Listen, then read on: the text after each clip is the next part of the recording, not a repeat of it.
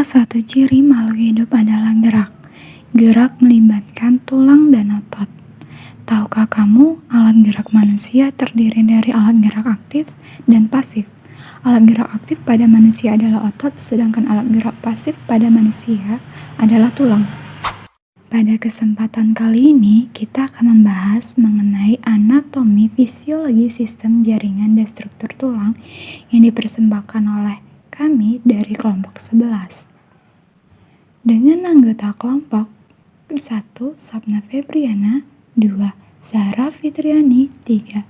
Dea Yulita Sepriani, 4. Gevi Ama Fitri, dan 5. Saiza Anissa. Sebelumnya, apa perbedaan antara tulang dan rangka?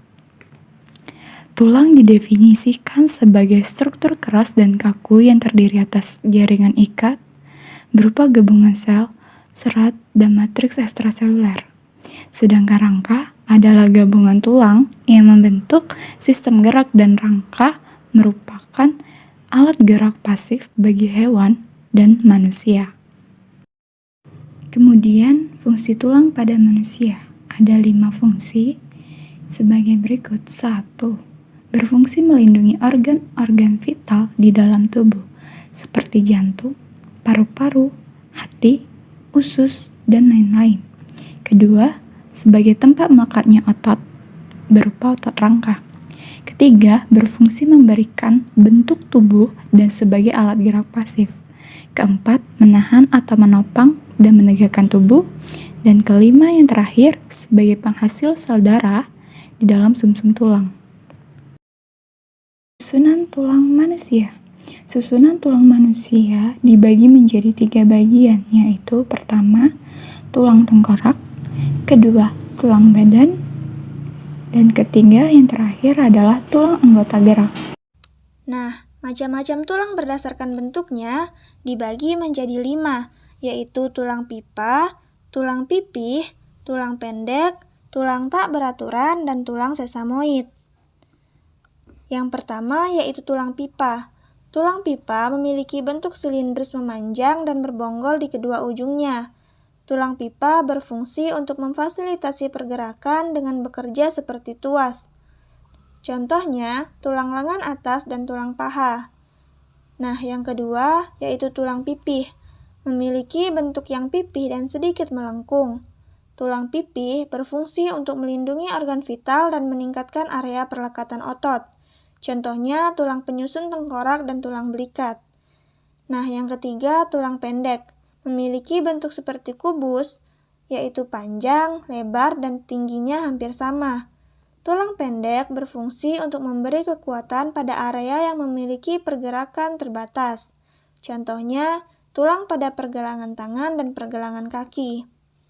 Nah, yang keempat adalah tulang tak beraturan, yaitu tulang yang tidak panjang, tidak pendek, dan tidak pipih. Memiliki bentuk kompleks yang tidak beraturan.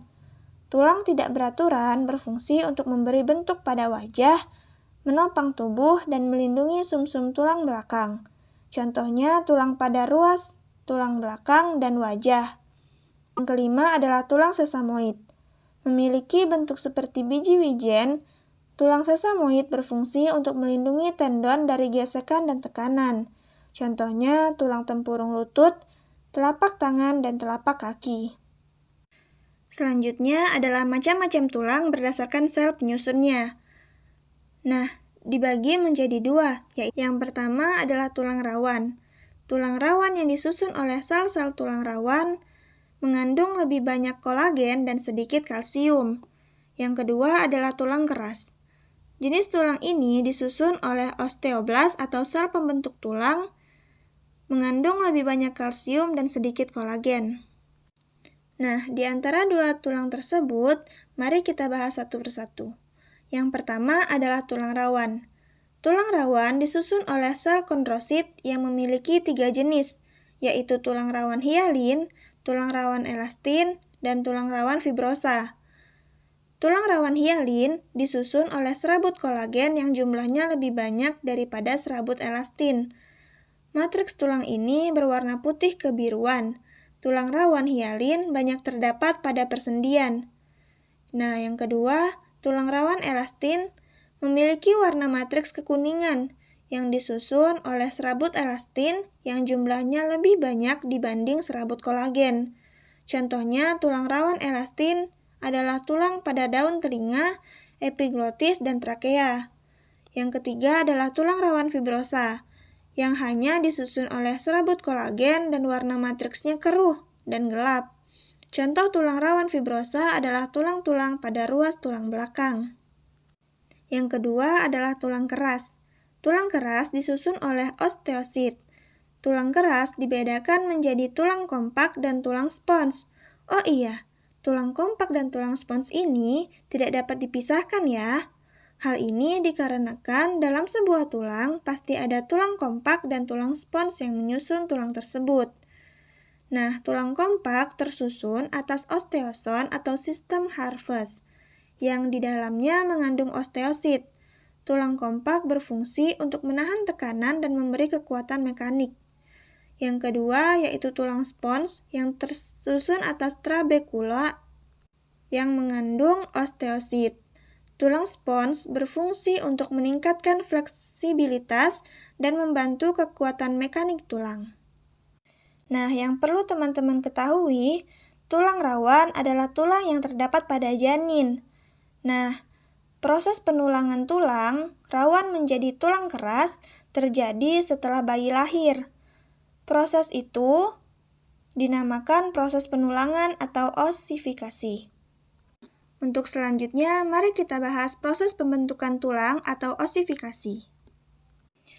Di dalam tulang rawan, terdapat osteoblas atau sel pembentuk tulang yang membentuk dan mensekresikan kolagen dan non-kolagen organik.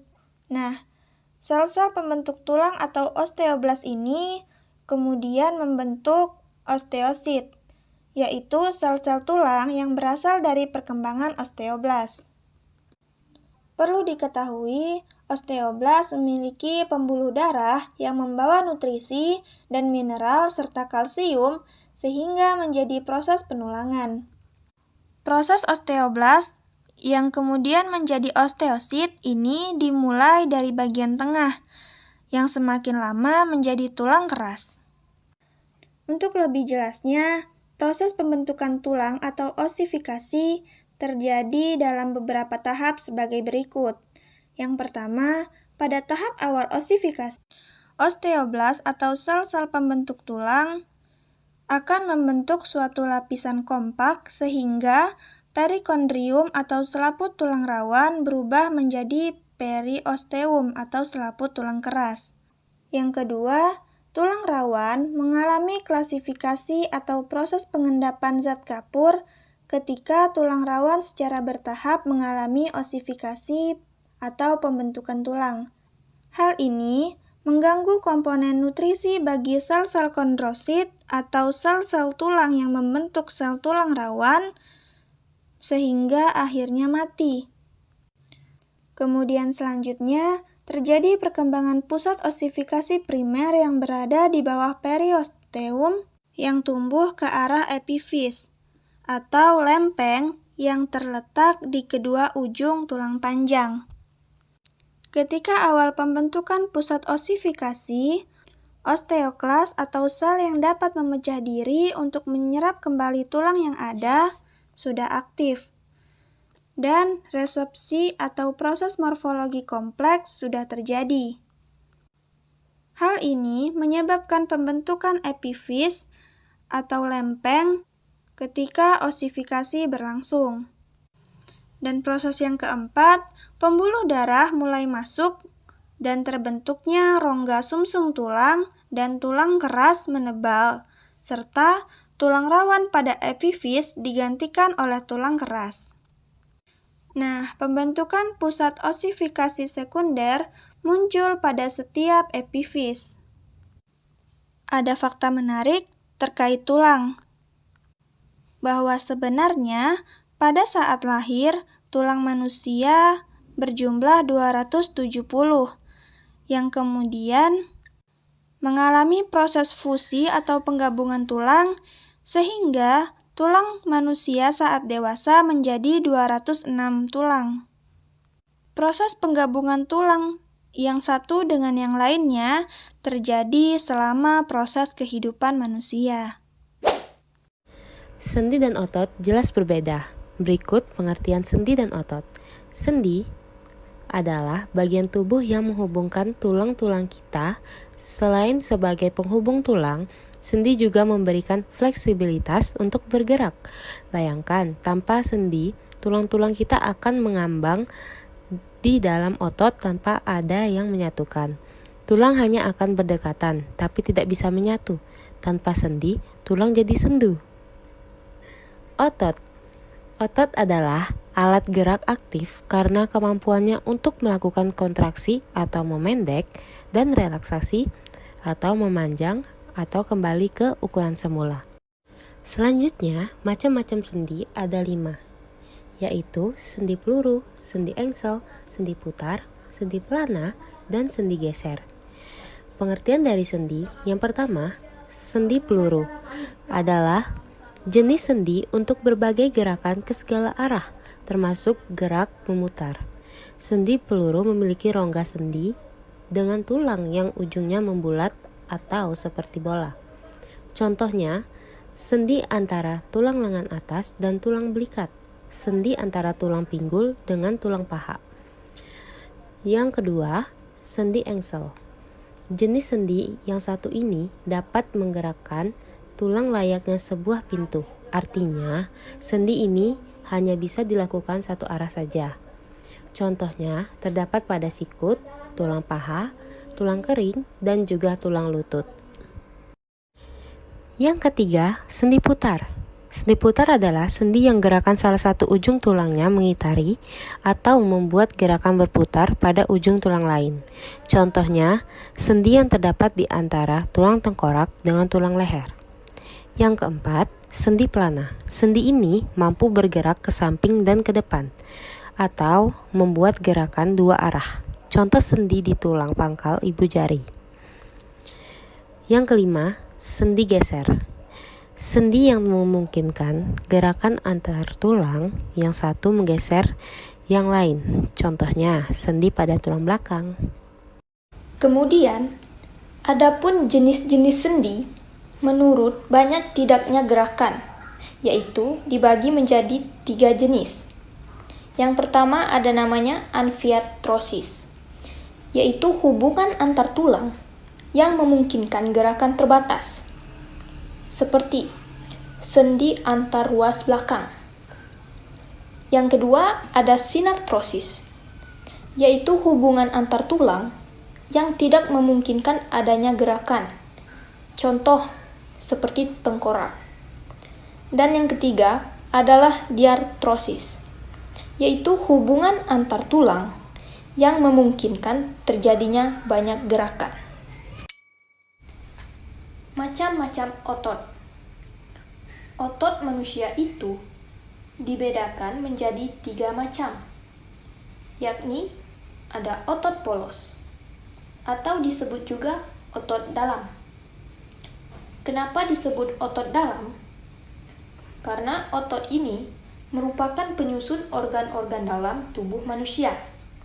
Contoh, seperti usus halus, lambung, pembuluh darah, saluran pernapasan, dinding rahim, dan bagian lainnya. Lalu ada otot lurik, yang merupakan otot yang menempel pada rangka atau tulang kita. Jaringan otot lurik ini menempel pada anggota gerak dan terdapat hampir di seluruh bagian tubuh kita. Jika kita amati secara detail melalui mikroskop, uniknya sel otot lurik ini memiliki banyak nukleus atau inti sel yang letaknya di tepi. Lalu ada otot jantung, yang mana otot ini hanya terdapat pada dinding jantung manusia. Dan fungsi otot jantung adalah untuk memompa darah ke seluruh tubuh. Kontraksi dan relaksasi pada otot jantung ini menjadikan kita bisa merasakan adanya denyut jantung kita. Gangguan penyakit pada tulang. A. Gangguan fisik. Adapun gangguan fisik yang sering terjadi pada tulang yaitu 1. Fraktura atau patah tulang.